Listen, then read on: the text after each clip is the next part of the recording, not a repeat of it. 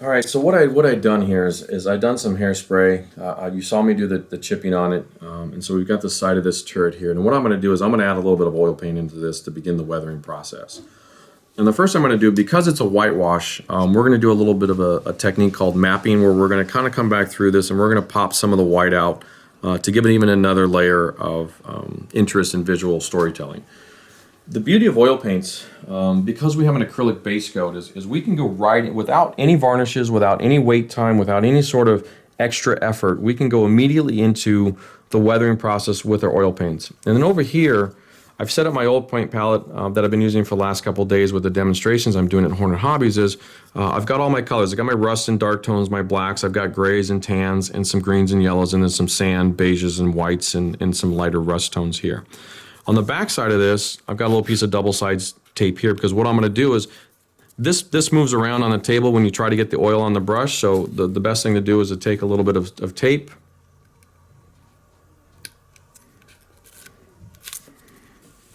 and we can put that, and we can tape it to the table. So now that won't move around too much, and we can use this. I've got my brushes over here.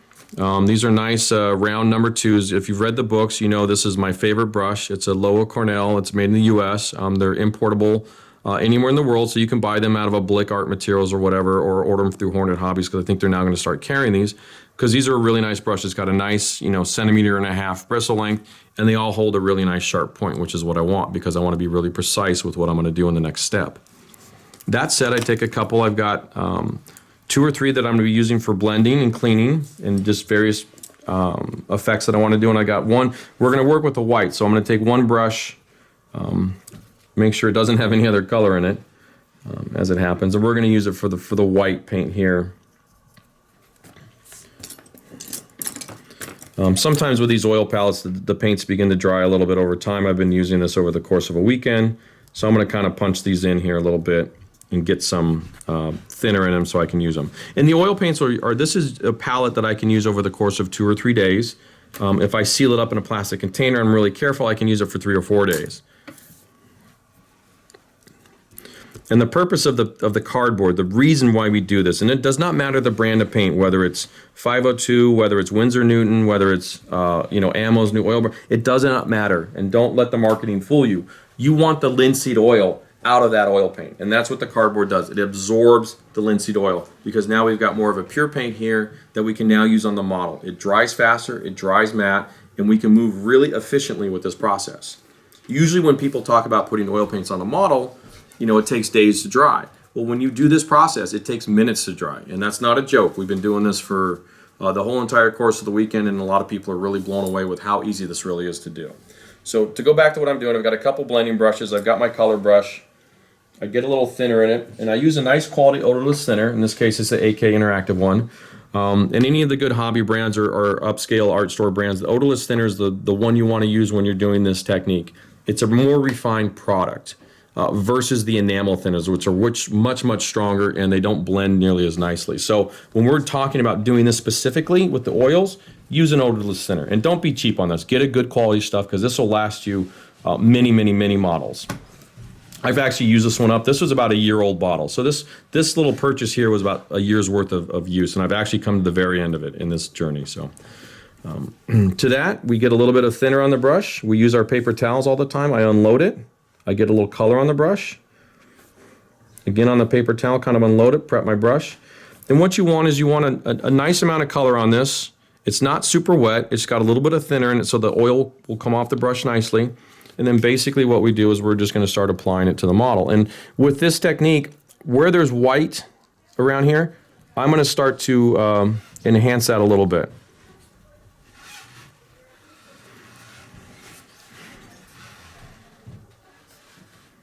And oil paints are really nice because they work really slowly. You have a couple hours here to play with some stuff, or you can dry it in 15 minutes and kind of keep it going.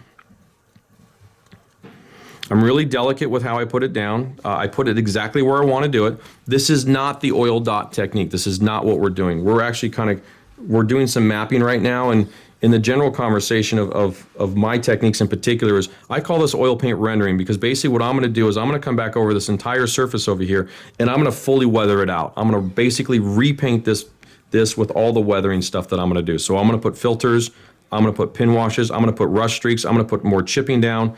I'm gonna do a whole bunch of stuff on this. And that's why I call it rendering, because this entire thing will be fully illustrated out by the time I'm done. And I don't worry about any of this other stuff. For right now, I'm just kind of working on this.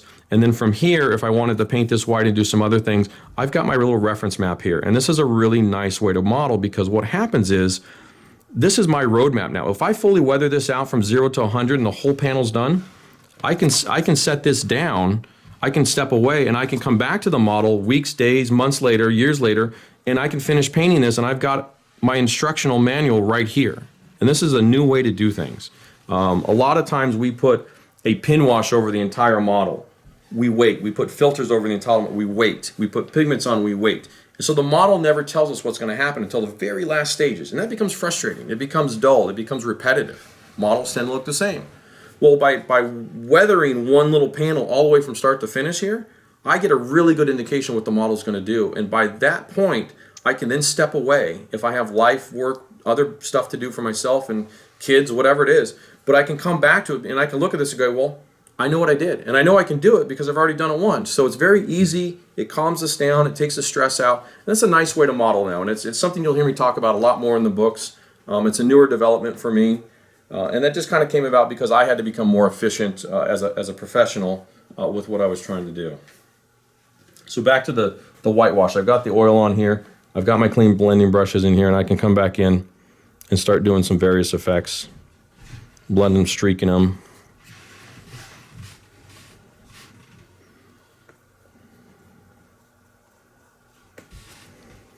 And you can see my blending brush is just as fine as my paintbrush. It's actually an identical brush.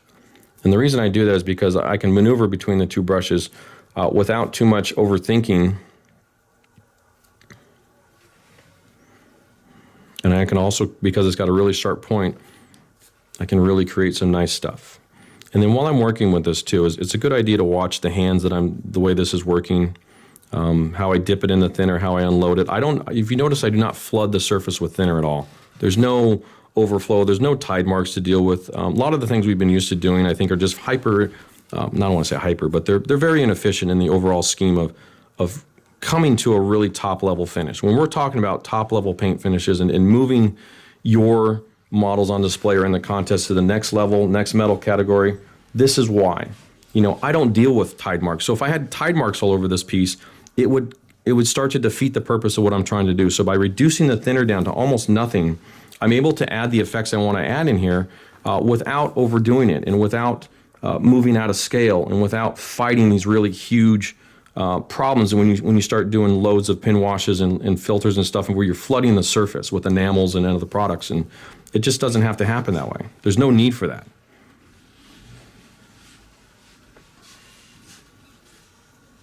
So I'm just adding some subtle streaking here. I'm just kind of popping in, and when this dries, this will give another little layer of whitewash to this model here.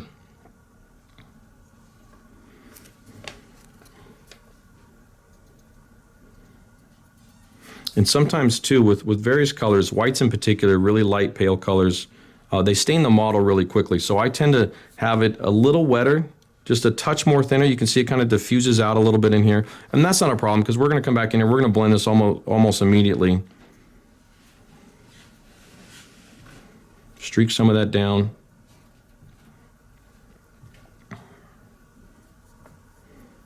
And I tend to work light to dark. So when I start to sit down and do this, I do all the light colors first that I want to do. And so this is a little bit of the white mapping here. And I come back in with my hairdryer.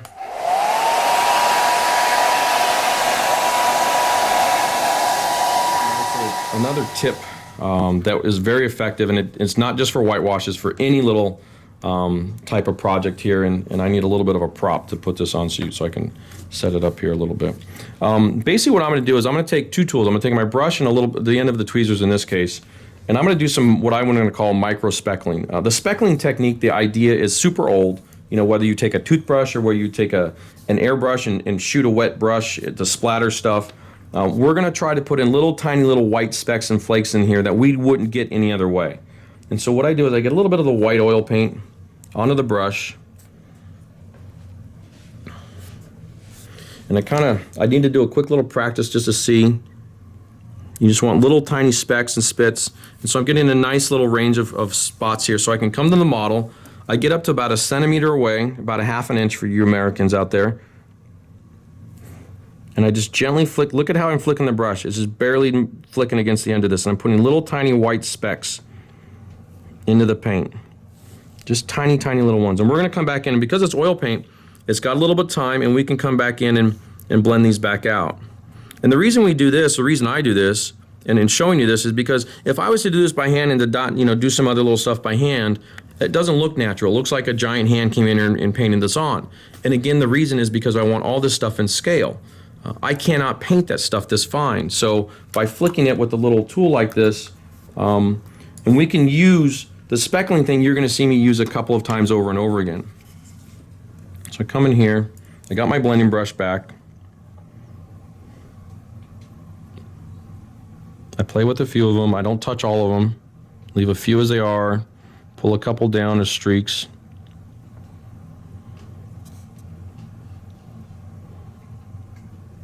I can even come back in here, and when I'm doing this on my own, oftentimes there will be a dance of my hands in the paint, and I'm not in a hurry because none of these are going to dry so fast that I can't use them. But I can come back to a couple of them and just kind of touch. I can actually make them a little bit bigger.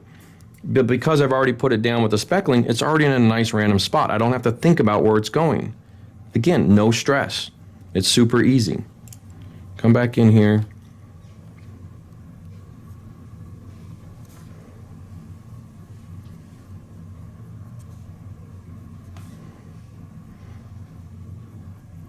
And this creates kind of a nice secondary layer on top of the whitewash. And you could already see it's starting to really develop into a little bit more of a storytelling mode. We've advanced it on from the first level of hairspray chipping.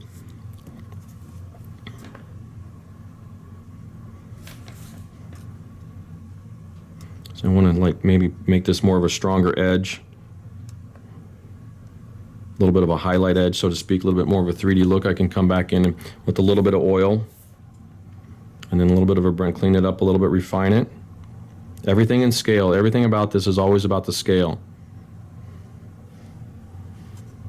And it just takes, just a little bit there and boom.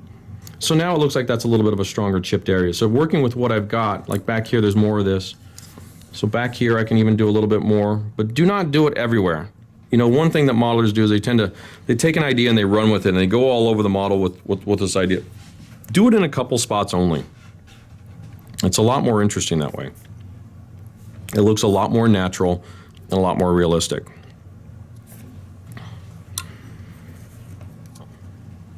But notice how fine the brush is. Notice how delicate I'm touching the surface with it. I'm not manhandling it. There's no thin or bleed out anywhere.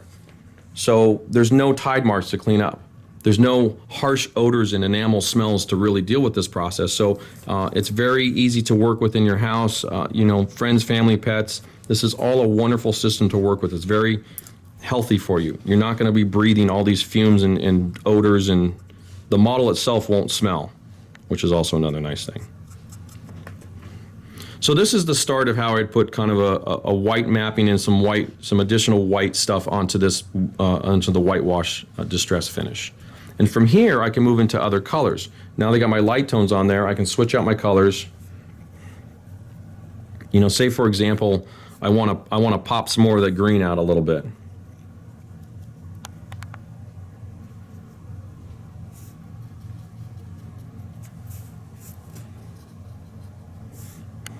So I real quickly make a nice dark olivey green color. It does not have to be exact. I've got a little bit of a sap green with a little bit of an olive green on my palette. It does not have to be super exact. I know you guys love to know what colors we use.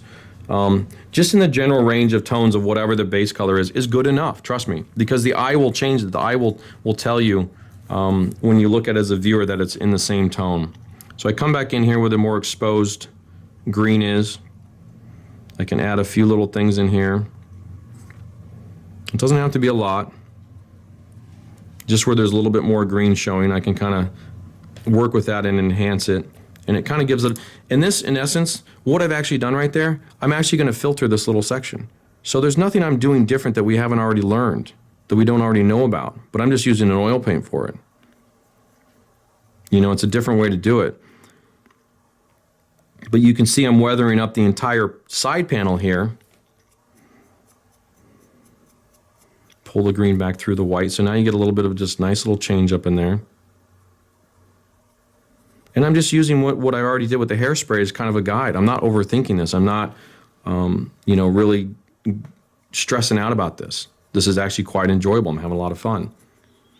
And you can also dry brush with the oils. Again, another technique that we've used for years and years and years. I'm not doing anything different, guys. This is oil paint rendering 101 right in front of you. I can come back to the brushes. I can dry brush on top of this. I can enhance some of my chips even more. Dry brush, unload that brush. You just want a little bit of a scruffy.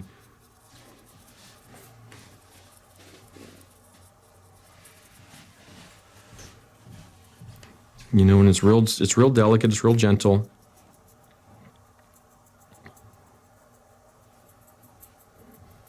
And as you start to weather this out a little bit more, and by doing the green first, this leaves me the opportunity to come back on top with a darker brown rust steel color if I've got some edges in here that I want to maybe make more rusty looking. And so by doing the green first, that gets the green back in there a little bit.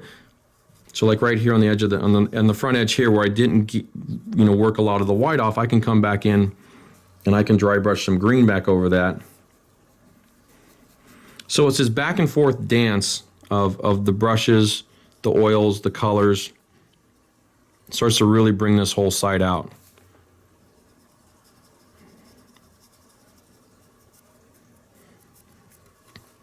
You can even put like a pale green filter over. So some of the white's too strong, you can kick it back with just a tint of green. There's almost no oil on that. It's almost basically dry. So that's what I'm talking about with no thinner. Don't flood the surface with this stuff. You'll just fight it all day long. So I can put a little bit of a green tint in there and that just kicked this down a little bit. And you can see how it's already changed the white in there a little bit. And if that's too much, no problem. Come back in here. Maybe you lost some of the white effects that you liked. Load up some white paint on the brush, come back in here.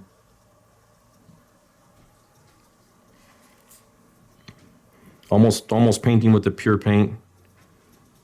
Just dab it in there a little bit, randomly. And you come back in here with your blending brush.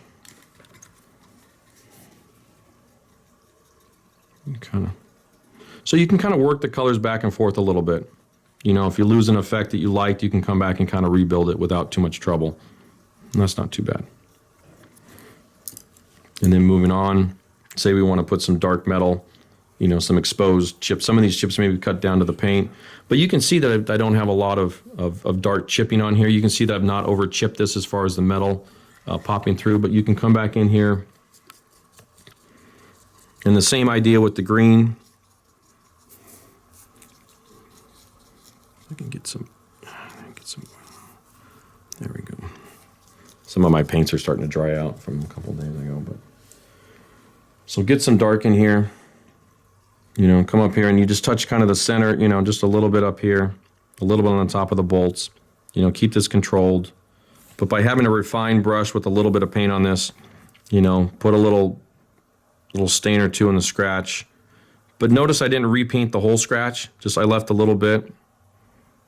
There were some previous chips from the earlier work done on the model, and just come in here. It's just a little bit. It doesn't need to be too much. And in the case of whitewashes in particular, most of the combat time that they see, they do not get a lot of mud and dirt and earth, so I don't need to put a dark pin wash around some of these bolts, but I can definitely do a couple of them. I can definitely pop a couple out. And in the traditional sense, we would load up a lot of thinner, we'd load up our color. But in this way here, the kind of a newer idea that I'm doing now is I'm really drawing precisely. I'm putting that color precisely where I want it. There's almost no thinner there. So there's no tide mark to deal with now. Hyper precise, And by contrast, let me show you, by contrast. So if we do, in a traditional sense of a pin wash, if we do that right there, while it seems really controlled, that's a pain in the ass to deal with now. I tell you what, I'm done doing this. I'm done doing things like that because that's a struggle. Now I've got to clean this all up. I'm going to basically have rust coming all the way down. Whereas over here on the left, this is really controlled. It's where I want it to be. And I almost have to do no work to it now. And I could keep moving quicker. Now I've got to come over here and clean this up. There's going to be a tide mark if I don't move fast. This style of pin wash where we do this over the entire model becomes repetitive. It becomes stale. The models look the same on the table. They look the same in your display case, and you're using the same colors. So by switching things up a little bit, doing less material, see how easy this is to clean up over here and kind of make it look good, and how precise that is, and how in scale this is. This is way overdone, just by that little bit. And we see this all the time. We're taught to do this all the time. And so now I've got to see how much work this is now. I've got rust bleeding down here. Now I've got the whole side of that. This is way overdone now.